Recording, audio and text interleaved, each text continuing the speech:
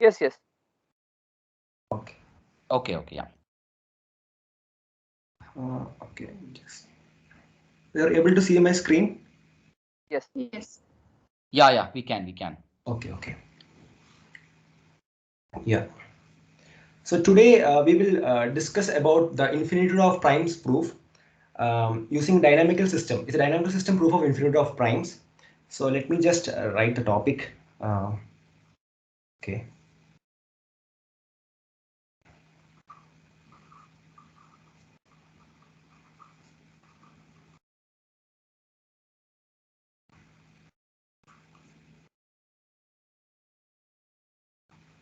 You're able to see, right, what I'm writing?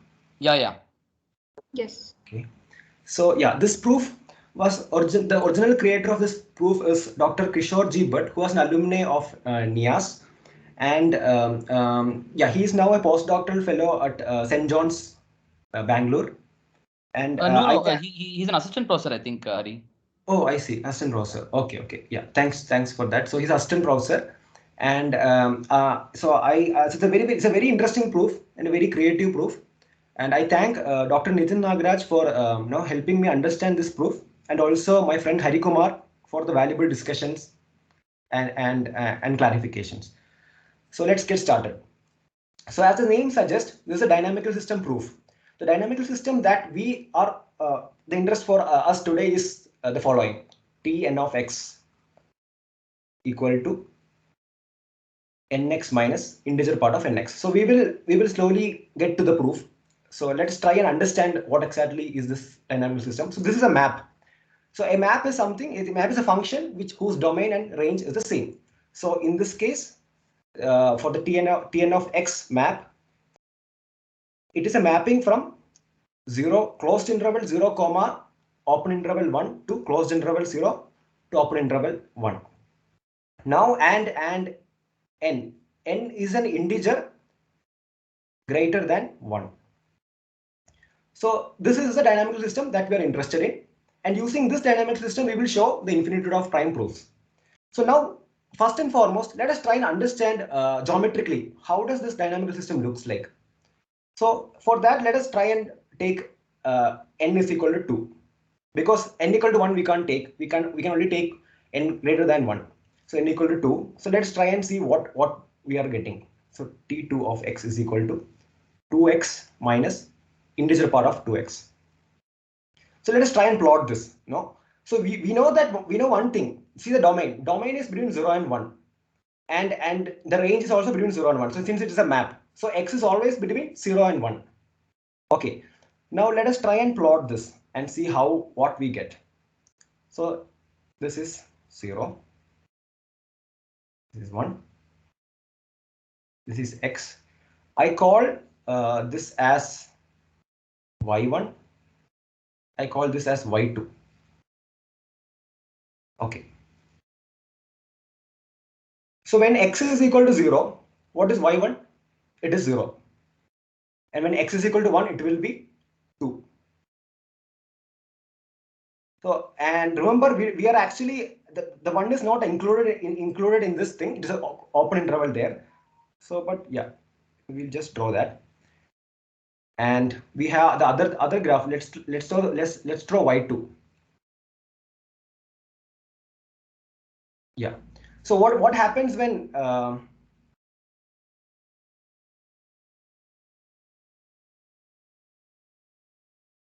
yeah, so what is y2 there? Y2 is the integer part of 2x. So now let us try and give some examples now. So let's say 0.25. Okay, what is the integer part of this? This is 0. Let's say 1.235. The integer part of this is 1. So between 0 and 1 by 2, right? Between 0 and 1 by 2. 0 and 1 by 2. The integer part will always be integer part of 2x, right? Will always be 0. And between closed interval 1 by 2 comma open interval 1, the integer part is always going to be 1. So here it will be 0 here, And from here onwards, you have 1. So now we are going to subtract these two. So let's see what we are getting. So when we subtract, let's see.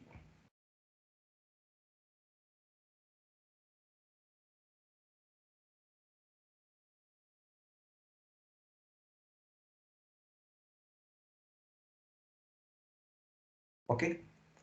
So let's say 0 to 1 by 2, y1 minus y2. Can yeah, so here it will be at 1 by 2, what will be? It is 1. Can somebody tell me what will happen in this range? What will be the range y1 minus y2? Yeah, it will be from 0 to 1. 0 to 1, right? Yeah, correct. And from 1 by 2 to 1, it will be what? So 1 by 2 to 1, it will be 0 to 1, right? Exactly, it will be 0 to 1. Why? Because what is y1 there? It will be between 1 and 2, right? But y2 1 is and 2, yeah. 1. So it will be always 1. between 1 by 2. So now, yeah.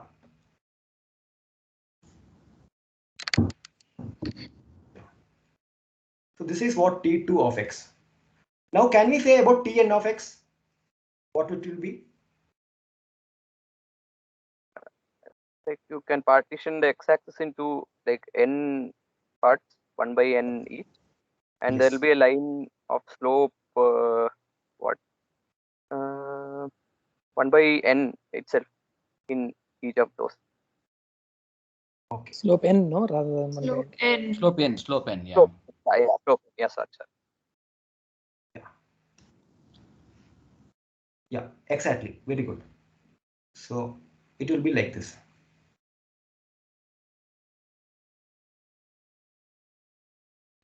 So all this is 1. So now geometrically we have seen that this map, the range is always between 0 and 1, right? The range is always between 0 and 1. Yeah, so now what do you think if I take an x greater than 1 now, what do you think will be the range? Like, will the range still be between 0 and 1, or will it be greater than 1? What do you think? Let's say I take the interval 1 to 2. What do you think will be the range? Will it still be between 0 and 1, or will it change?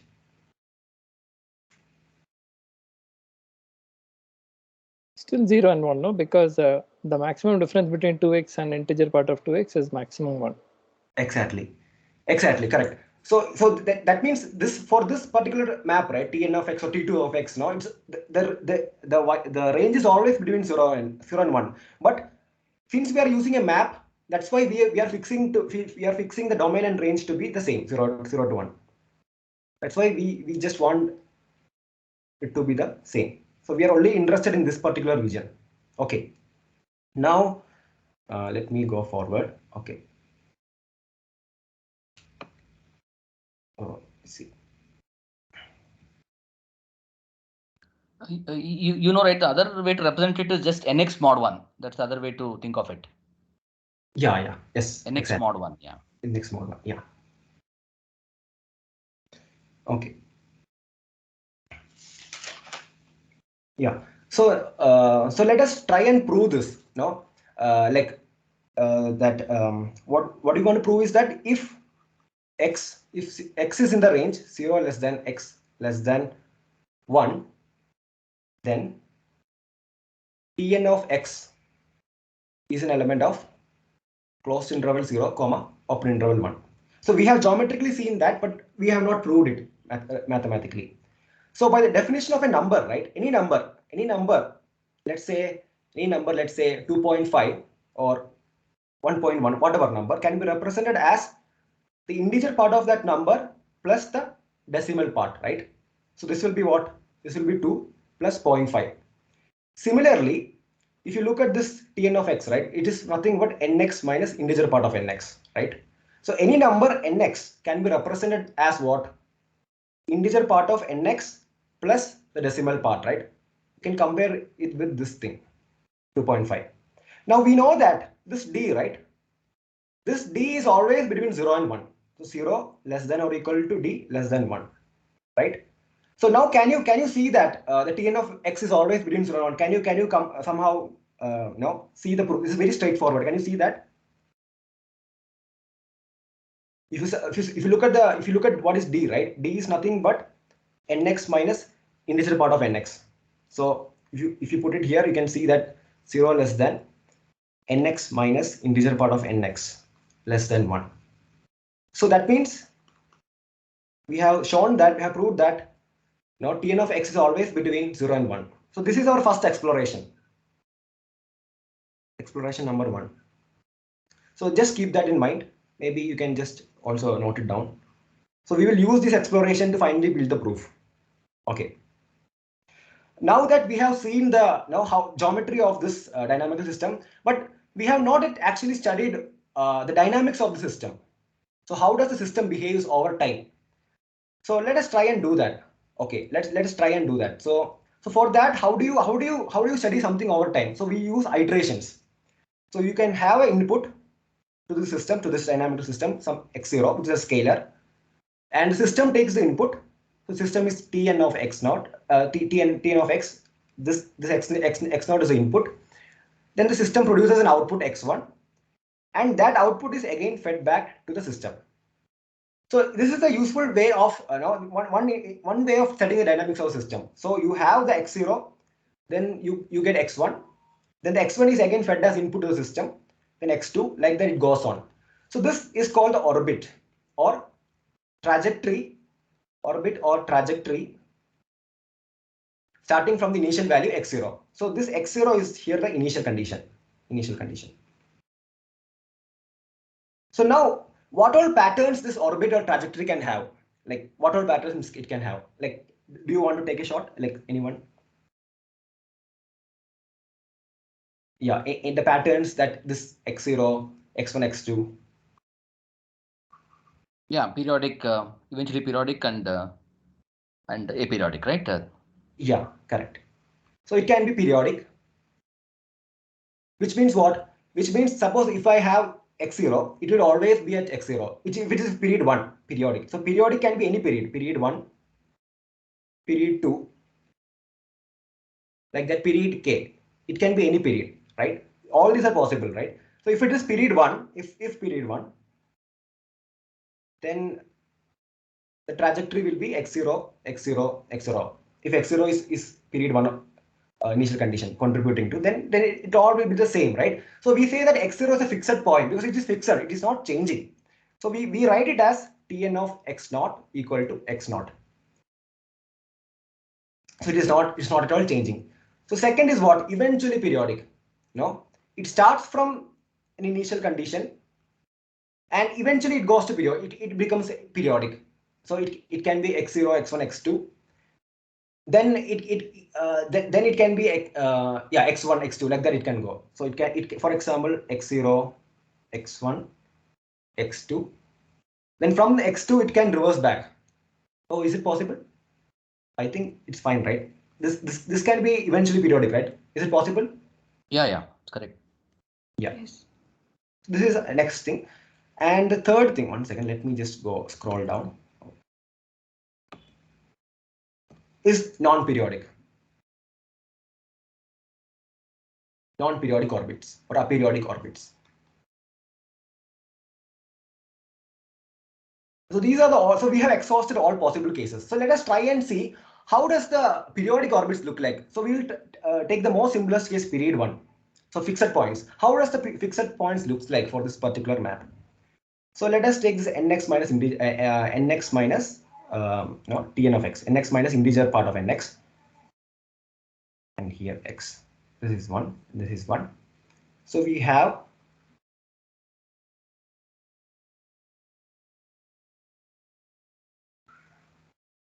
one way to find the fixed points is like you you equate it to x, like so Tn of x0 is equal to x0, right? So what you do is like you also draw a y equal to x straight line, and see at which all location the line meets this. So all those are fixed points because all those are period 1 points. So we can just work it out the math. So let us try and do the math. So it will be nx0 minus integer part of nx0 equal to x0. So it will be what? Nx0 will be equal to yeah, okay. I can do one thing. I can take this here. N okay. Don't. Nx0 minus x0 equal to integer part of nx0. So x0 is equal to n minus 1 times integer part of nx0. Let me just go down. So x0 is x0 by n minus 1. So remember one thing. So this thing is always an integer. It's an integer part, right? So I can replace it by k by n minus 1. And remember x0 is a number between 0 and 1. So that means what? K should be always less than n minus 1. Right? If k is equal to n minus 1, then x0 will be equal to 1. That is not allowed in our definition of this dynamical system. So that means 0 less than or equal to k less than or equal to k not equal to k less than strictly less than n minus 1. Right? So if you substitute back to system, you can actually see that I give that as a homework. If you just substitute back to the system, you'll get this k by n minus 1. You can try it out. So let us see what all values this k can take. We have seen that k is between 0 and n minus 1, and k is an integer. So the fixed points x0 can take the following values. It can be k can be 0. It can be 1 by n minus 1, 2 by n minus 1, 3 by n minus 1, etc. up to n minus 2 by n minus 1, right? So these are the possible values that the fixed points can have. So for example, this will be 0, this will be 1 by n minus 1, like that, 2 by n minus 1, like that. So now, so how many fixed points are there in total? In total, there are n minus 1 fixed points, n minus 1 fixed points, of which n minus 2 fixed points are non-zero. This is also very important for our proof. Non-zero. So I call this entire thing, right, from here, from this entire thing as exploration 2. So we explored like what all the fixed points, like what all values it can take, exploration 2. So this also you can keep in mind. We will use this for building the proof, exploration 1 and exploration 2. So now let us go to exploration, now what all we can say about this. Okay, we talked about periodic orbits. Now what we are having is eventually periodic and non-periodic orbits. So let us try and discuss that. Yeah, so let us go there. So eventually periodic and non-periodic orbits. So now at this point I'm making a claim. If x0 is a irrational Hari, we don't number, need period k orbits. We're not going to deal with period k orbits, no? We are not dealing with period k orbits. Okay, fine. Yeah, we are not dealing. Yeah.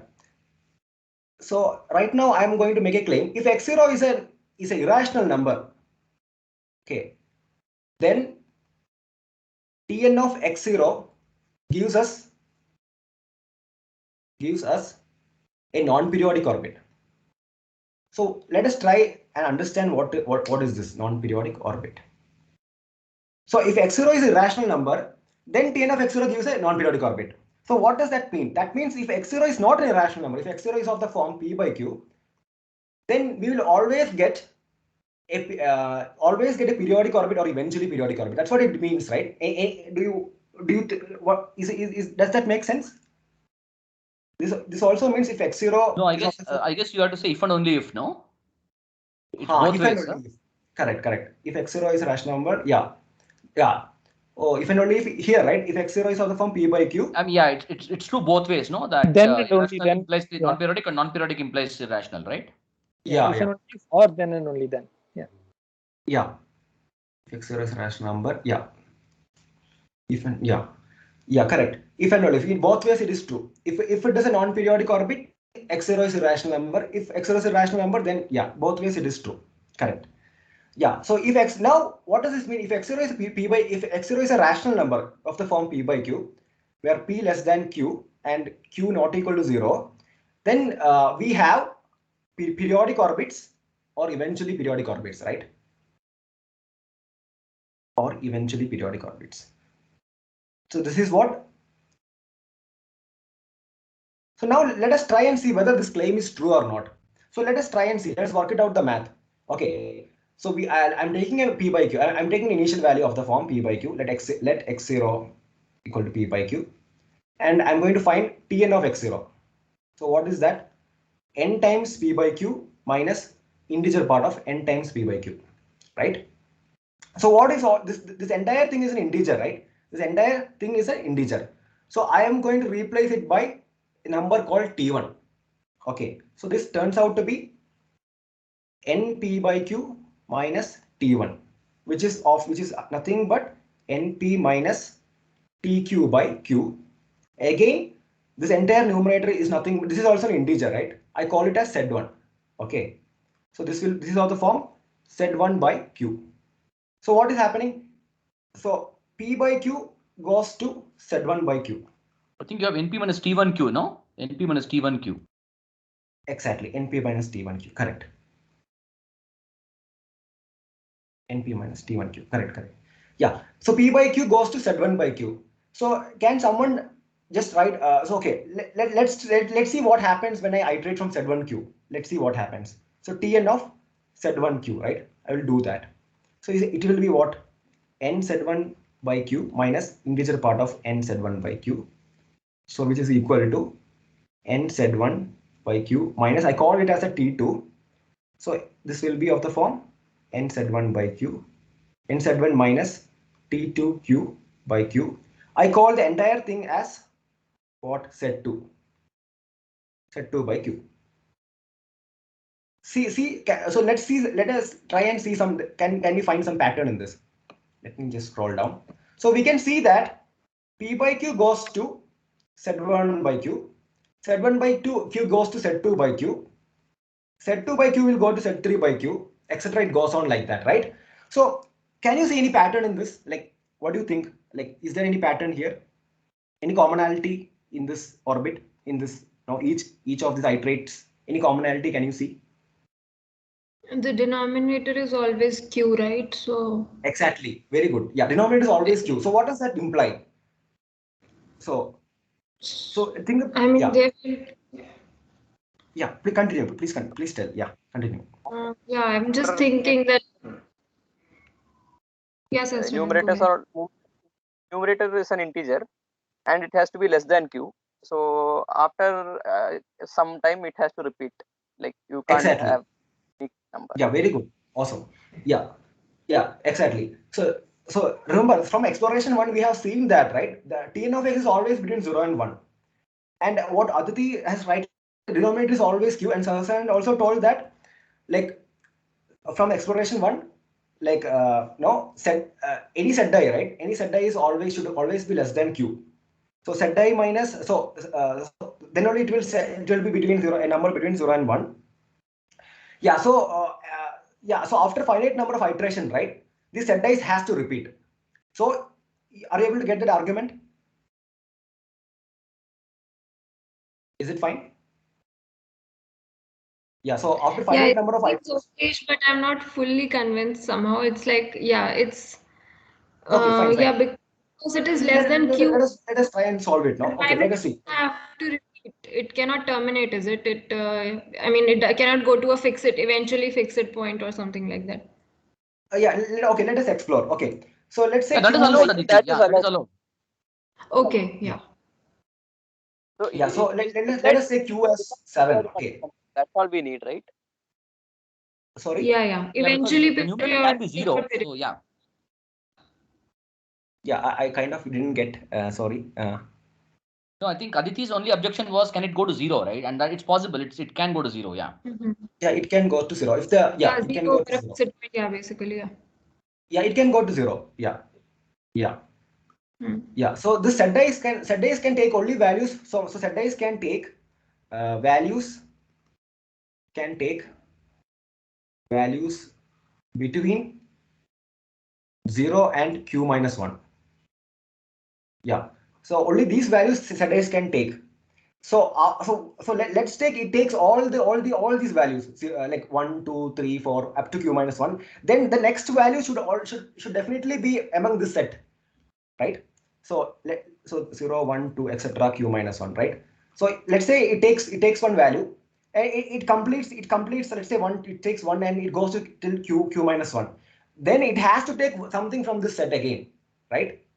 If it takes one value from the set, then it will repeat. It will become eventually periodic, right? Is that argument clear? Yes. Yeah. Okay. Great. Yeah. So that is our exploration 3. So yeah, exploration 3. So these exploration you can just note it down, because we will use all these things for the proof. If x naught is of the form p by q, then Pn of x naught is eventually periodic.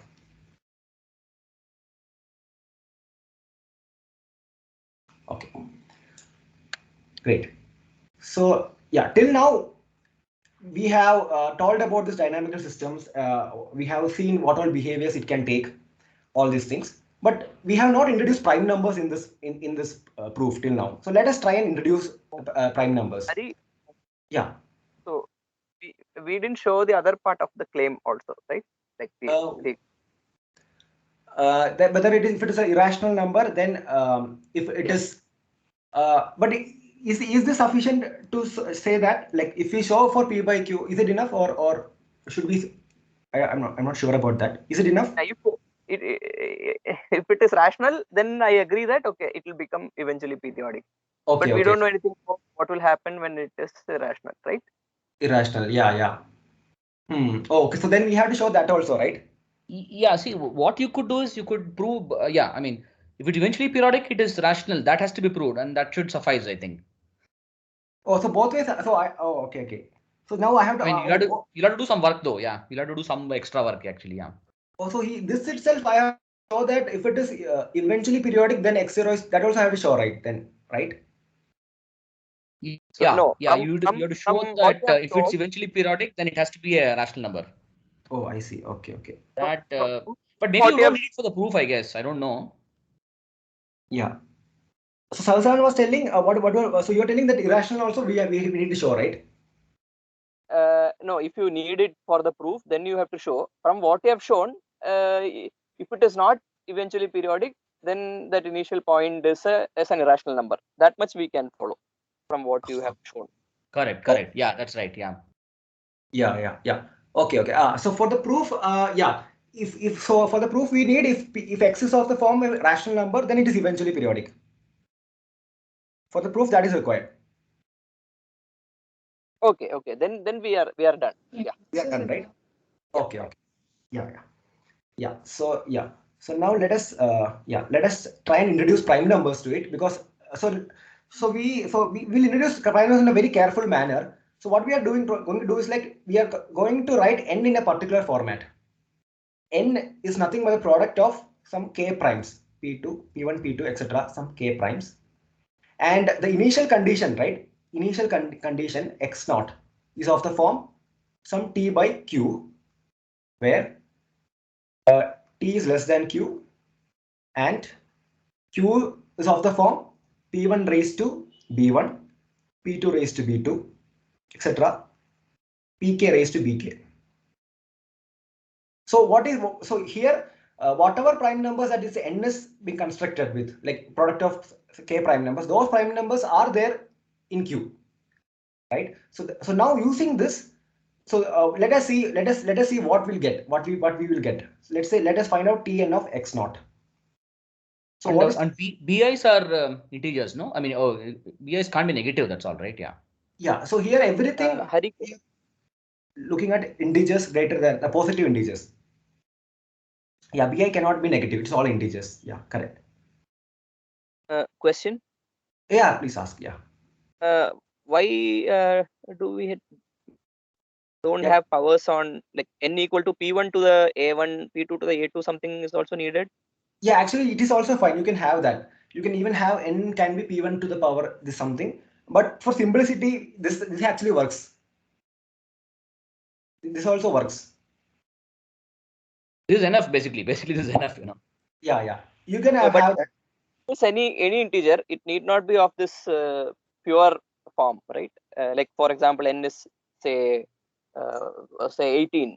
So then you have 2 times 3 times 3 raised to 2, right? So it is not of this form. Oh, No. are you Sasan, are he's considering only such a n. I mean, he's going to use this like Euclid's proof, you know. Yeah. So basically, I'm just going to construct.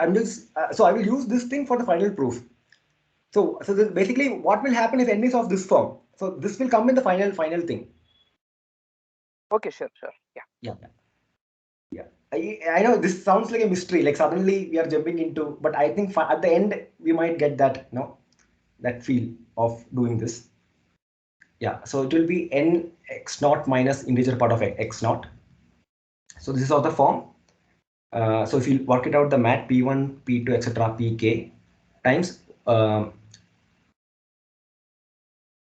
t by what is q? p1 raised to p1, p2 raised to b2, etc., pk raised to bk minus integer part of nx naught.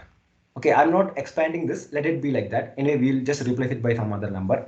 So if you look at this thing, right? When after the first iteration, so these will be gone. This will be the denominator will be reduced by 1 power, right? It will be p1 minus 1 minus 1 minus 1. So after first iteration, it will be t by p1 b1 minus 1, p2 b2 minus 1, etc. pk bk minus 1 minus some, let's say I call it as some z1. Okay, z1. So this will be of the form what?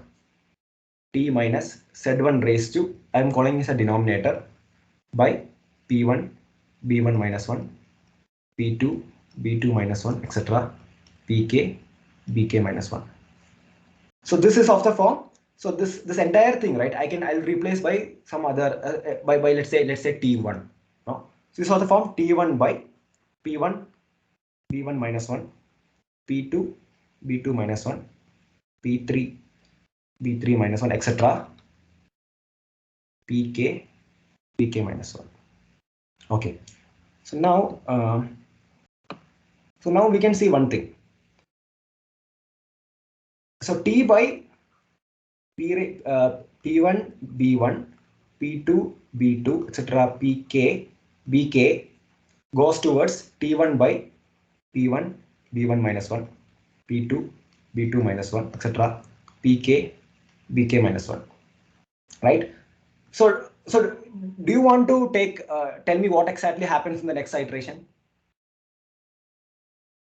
Like, so if I iterate from yeah, Powers will become p1 minus 2, etc. exactly. So if I iterate from here, right, n times x naught, right, n times t1 by this thing, denominator will be there, right? So the power of denominator will be reducing each time when I iterate. Okay, so it will be t2 by p1 raised to b1 minus 2, etc. pk raised to bk minus 2. It goes on like that it reduces. So now let's say out of this bi's, right, the maximum of this bi is, let's say, let us denote it as bj. Okay, bj equal to it's something, some number, some bj. It's a maximum of this. So after bj iterations, right, what you will be having? So after bj minus 1 iterations, okay, it goes goes till tn of, let's say, bj minus 1 times the initial value. What remains is t of bj bj minus 1 divided by bj. Is this clear? Is this clear for you? Because every other powers will go away. Are you able to see this? Yeah, basically things will keep vanishing, and you're saying that the max one alone will remain, no? The prime. But there may be more than one max, though. That's the only thing. That's a good point actually. Well, you can have more than one max, no? Then what will happen? That is a correct, very good point. Yeah. Interesting. Yeah. But that will also go, right? It can also have like P here something, right? PM something. So like P maybe some other P's also remain. That's what you're trying to say, right? Yeah, exactly. There could be two or three or more. Yeah. Correct. That's possible. Yeah. Correct. So now, so let us, okay, that can also be included here. Let's say for time being, let us take only one is remaining, but what Anand told is correct. You can have multiple as well if there are multiple same maxima. Okay. So now, so now what will happen in the next iteration? That's a very interesting thing. What will happen in the next iteration? So if you iterate from here, so let us do that.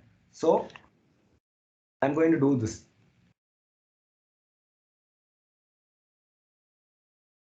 To be what?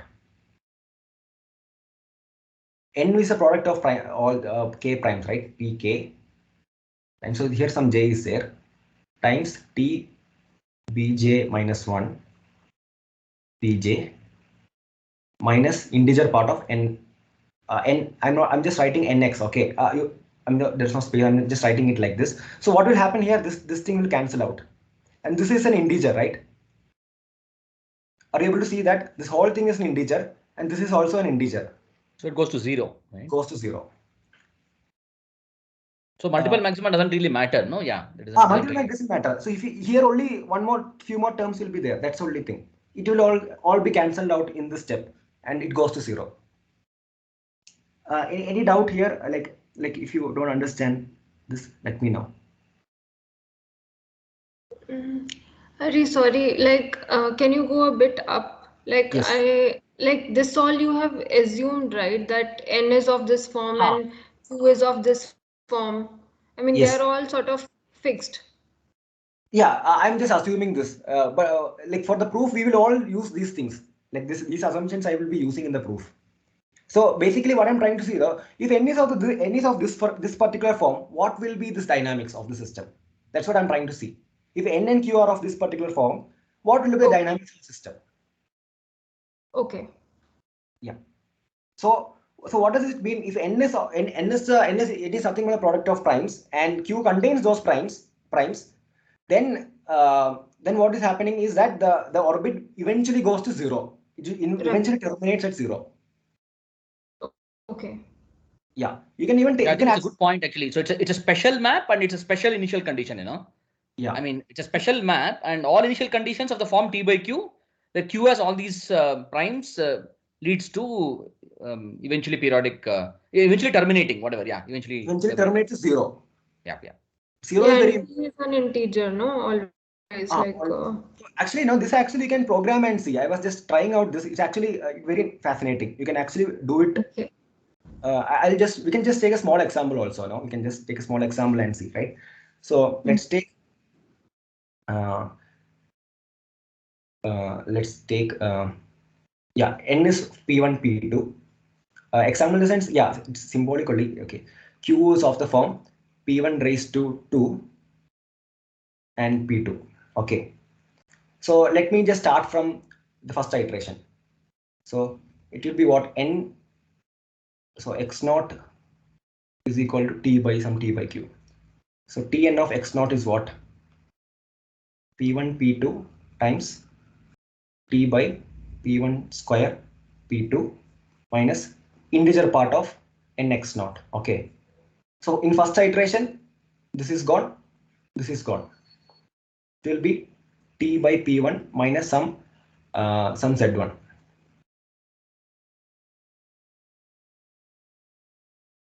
This is I give that t by P1. Okay. Now I'm going to iterate it again. So Tn of T1 by P1. What will we get? P1 P2. Again, n times. N is nothing but P1 P2, right? N times t by T1 by P1 minus integer part of P1 P2 times T1 by P1. So this will get cancelled. Here also it will get cancelled. So what is the format? P2 T1 integer part of P2 T1. These both are the same. So always be 0. This is fine, right? Are you able to see this? Yeah, this is good. Yeah. Yeah, you can actually code it and see. You can see this. Yeah. Should we say that for any rational number p by q, there exists some n which kind of kills p by q to 0, eventually kills p by q to 0? Correct. See, Correct. for any rational number, it is not true. See, see, n and q should contain the same number of these things, the same prime factors. Like in the sense, the product of prime factors, right? Then only it will be true. For example, let's take one thing. Let's take a case where That's what I think Anand is suggesting, that for every rational number there's a specific map, Okay. Oh. I think that's what Anand you're saying, right? That given a rational number, you can find a nice map such that it will kill it basically. That's a good way of putting it, I think. Oh, that's what. Okay, I took it in a different way. Okay. Okay. So what I was trying to say was that if Q contains some other primes, right, not in N, then it will be periodic. It will not terminate basically. It will not terminate to 0. Yeah. Okay. Yeah. So this is our third exploration. The fourth exploration. Okay.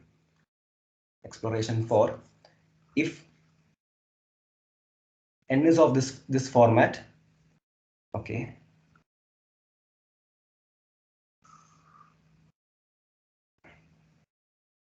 N is of this format, P1, P2, Pk, and Q is of this format, Pk.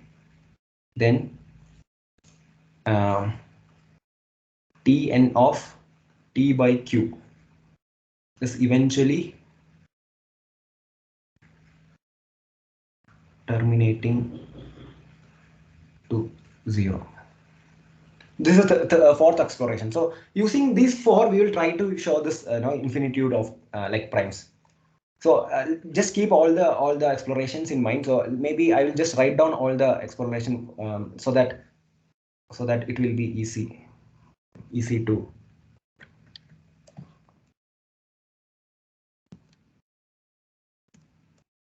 No, why it is not working? It's okay. So exploration 1.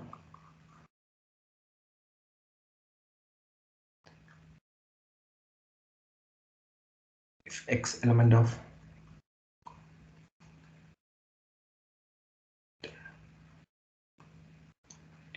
X less than 1. Exploration 2. The fixed point of Tn of X are of the form K by n minus 1 or less than K less than n minus 1. Exploration 3. If X naught is of the form P by Q, then Tn of X naught is eventually periodic. Exploration 4. If n is of the form P1, P2, etc. Pk, and Q is of the form P1 raised to B1, P2 raised to B2, etc. Pk raised to Bk, then Tn of some T by Q is eventually terminating to 0.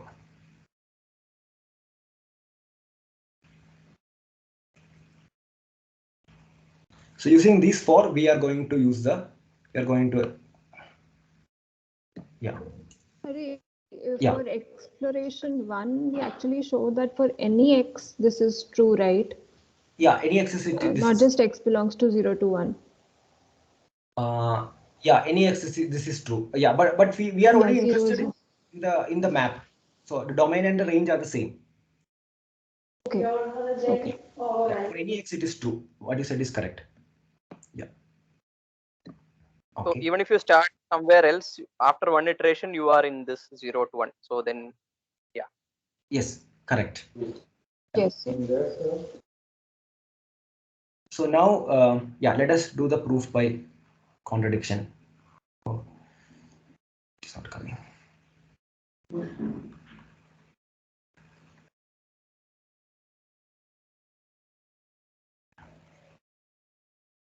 So let us assume there are finite number of primes.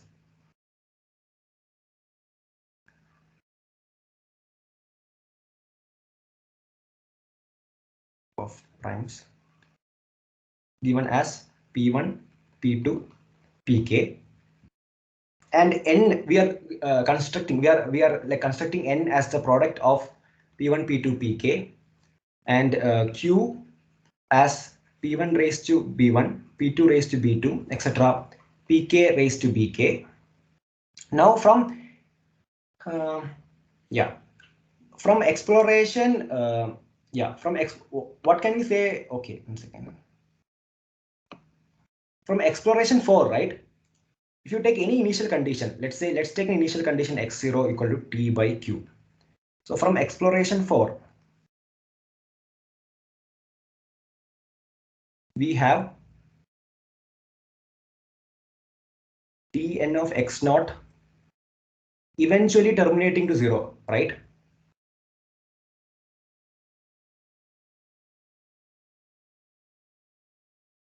Okay. Now from exploration to 2, exploration 2, the fixed points are of the form from exploration 2.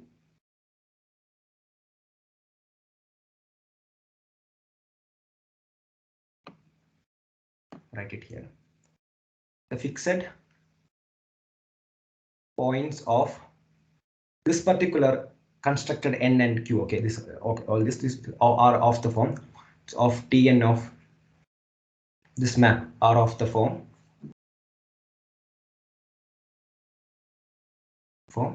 k by n minus 1, where 0 less than k less than what, n minus 1.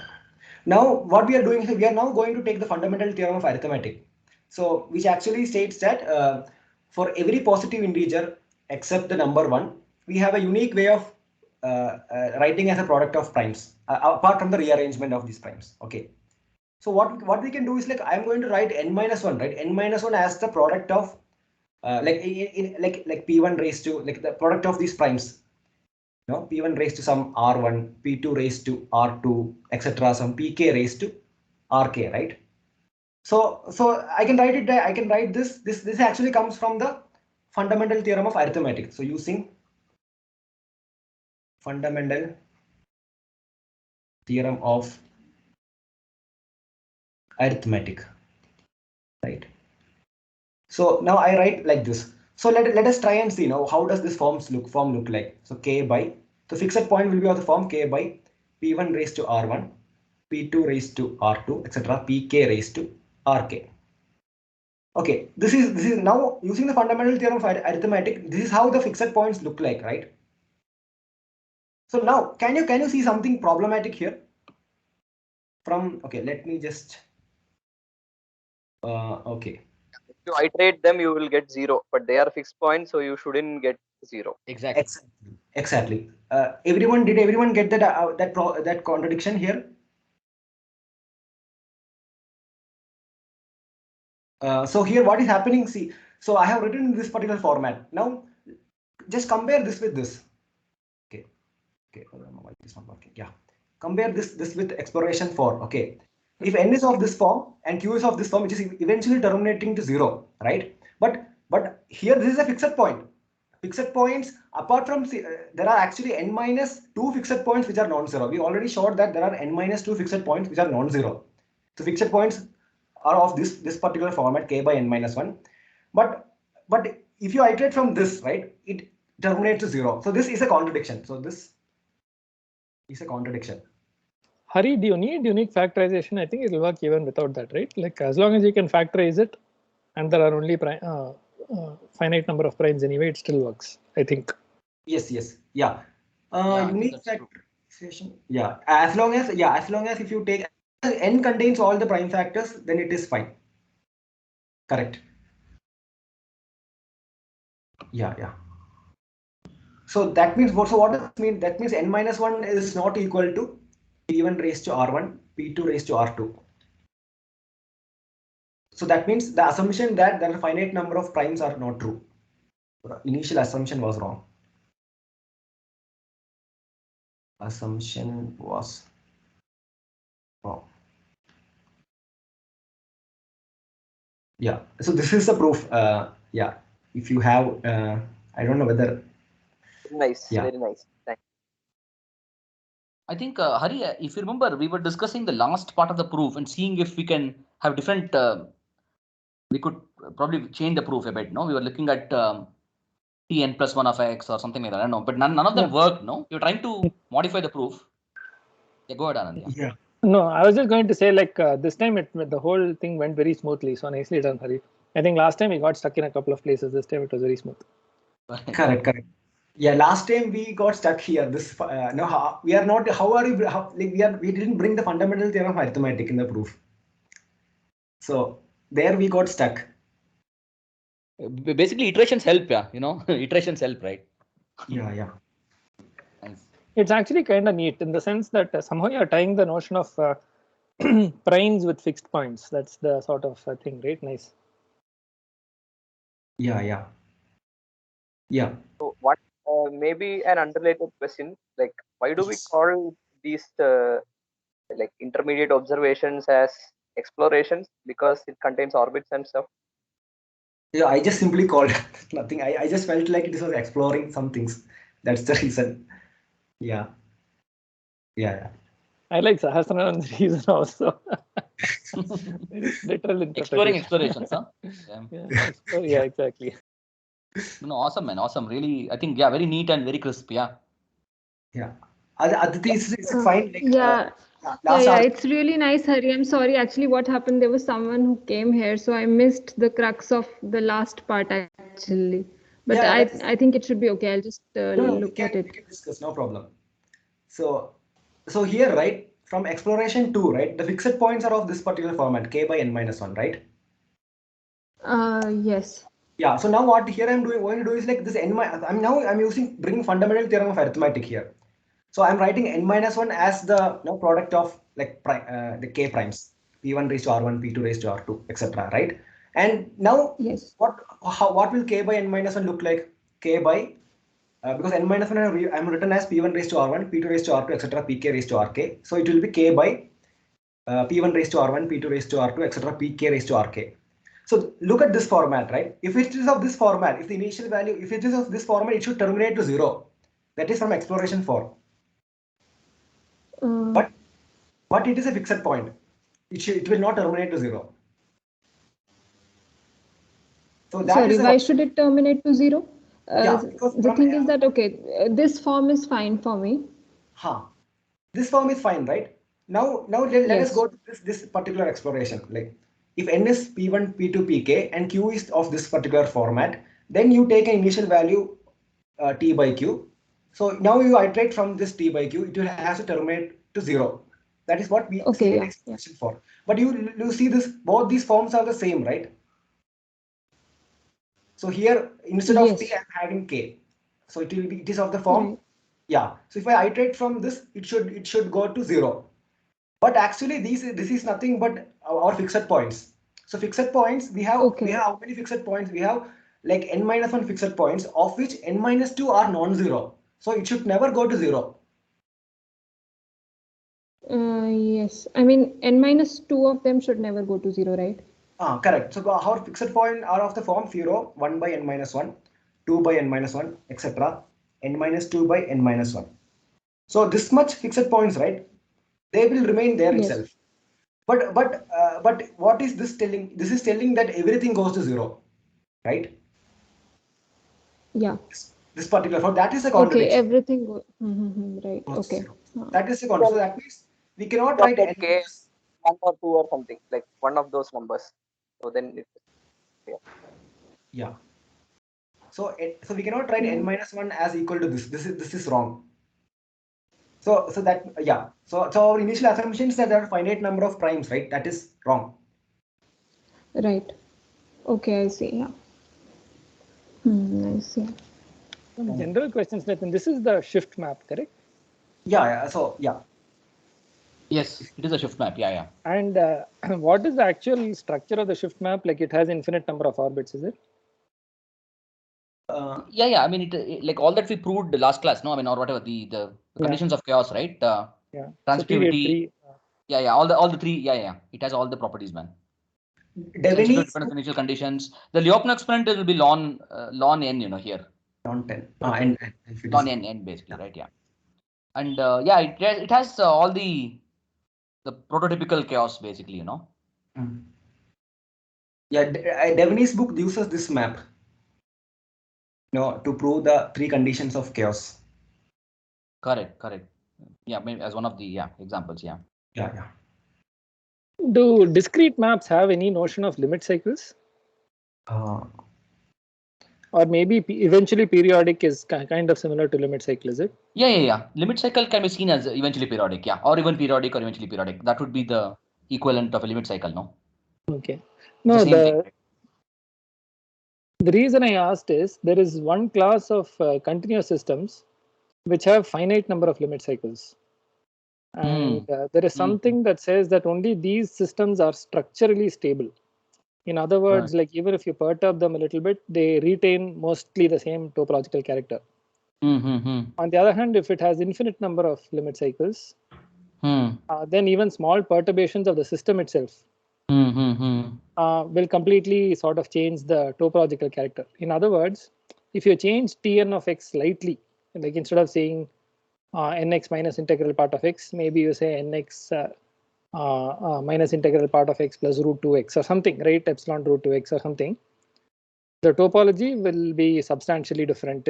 Meaning I'm just trying to map it here because that's a theorem I learned recently. Yeah, Anand. Yeah. So actually, here you can actually show that every periodic orbit is unstable. You can actually prove that. So unstable is you're changing the initial condition, correct? That's correct. So what I am saying is structural stability, which means I'm changing the map itself. Got it. Understood. Yes. Right? Instead of Tn of x, I have Tn dash of x, which is a kind of Tnx plus epsilon some perturbation. Yes. So apparently, if you have infinite limit cycles, or in this case, infinite eventually periodic orbits, it is structurally unstable. I think it depends on how you perturb it, because what you're saying, it maps to the notion of robust chaos, But so maybe. So for example, like in contrast to this, there are systems like some Hamiltonian systems, including the solar system and so forth, where even if you perturb it a little bit, some amount of structural stability is retained. Yeah, meaning it sounds similar. Yes, yeah. Anand, the point I'm trying to make is that it's not true that for every perturbation it will be robust. So there are conditions for robust chaos. So certain perturbations it will be unstable, but certain other perturbations it may not. It may be stable actually. Those are interesting points. Again, like I don't know if the continuous and discrete, they are different and all of that. Yeah. Okay. No, that's what I'm saying. In discrete, those kind of theorems are there actually. You look at the Schwarzian derivative, and the certain conditions only which will make it structurally unstable. So it's not true that it's always unstable. Yeah. So maybe there are differences between the continuous and the digital also. Yeah. I think so. Yeah, there are. Because even the notion of chaos itself, there is quite a bit of difference, right? Because there you need 3 dimensions, no? Here you just have 1 dimension. So, I mean, that brings in a lot of changes actually. Yeah.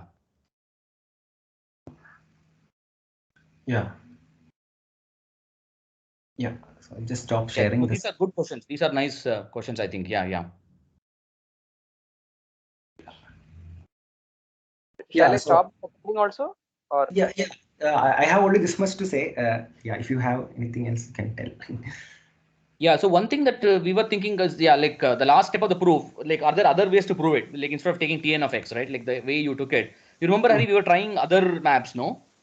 Like we were looking at other kinds of maps, but it didn't work out. We couldn't find any other proof. But I guess, or maybe are other statements that can be proved. Can we prove interesting statements in number theory or something like that, right? I think Fermat's little theorem, I think, also uses these kind of maps, no? Yes. Fermat dynamical system. Uses this kind of map. This same map, nx minus this same map only he uses. Yeah, so we could, I mean, yeah, maybe you or me can present that in some future class, you know. Yes, yeah. Proof of Fermat's Little theorem using this, these maps, Yes. Yeah, we can do that. Yes. Yeah. Yeah, one more, two things, like one is that one new thing is like what Hassan was pointing out is like, if the initial condition is a rational number, then that I have to, like, for this proof it is not required. Yeah, but that I thought it was the other way around. It was correct. Like we can do it by saying that it was that I have to show. Like if initial condition is a rational number, then what the orbit is non-periodic. I don't know how to do that. I think one is this connection to shift map. I think if you use that property, no, the shift map property, then it's easy to argue, no. Okay. Because you're just shifting. Yes. Yeah. So that 10x minus integer part of 10x, right? Yeah. No, I'm saying the dynamical system of a shift map, right? So that is conjugate to this particular map, you know. So you could use that to argue actually. Oh, okay. I see. Yeah. Hey, Nitin, by the way, like, so the thing is, you're talking about robust chaos, right? Right. It's actually the other way around, in the sense, see, you're trying to preserve chaos and you're saying under some perturbations. Whereas in the structural stability theorems, you're trying to preserve stability. It is like that.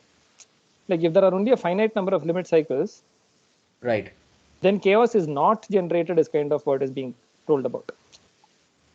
No, but Anand, that's the point, right? That it goes both system. ways. I'm saying. I mean, the whole theory explores both ways actually. No, I'm saying you're starting with a non-chaotic system, and these theorems are about preserving the non-chaotic nature of things. Right. Yeah. No, I'm saying that those equivalents are also there. I'm saying in the theory you have equivalent of that as well. So I believe this. So I don't know if there are further conditions, like at least for this 2D planar system specifically. That's what this theorem is about, Pixoto's theorem. Yeah. Okay. No, but yeah, you get my point, right? I think they do talk about cases where you may not even have chaos, you know, and you could perturb it. Yeah. So then what will happen to those systems, right? So those are also explored actually. Yeah. Got it. So if they are, if they are perturbed in terms of the initial conditions, they will probably go back to the same limit cycle, right? I mean, if it's an attracting. The attractor. But that attractor is basically like a fixed point or a periodic orbit. Aditi, so details I don't know too much. Yeah, I suppose it will go back to the same thing because I think it preserves the topology of the map, right? Like, and that would require it to go to the same limit cycle. Yes, I think my short answer to your question is yes, but there may be many ifs and buts that I am not yet aware of.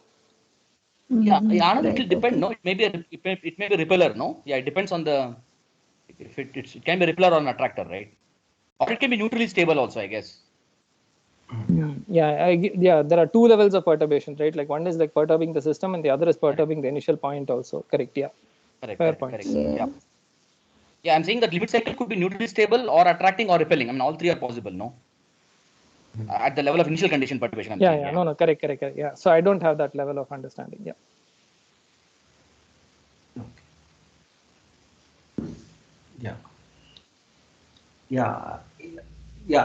If there are no more comments, then I think we can end the session, right?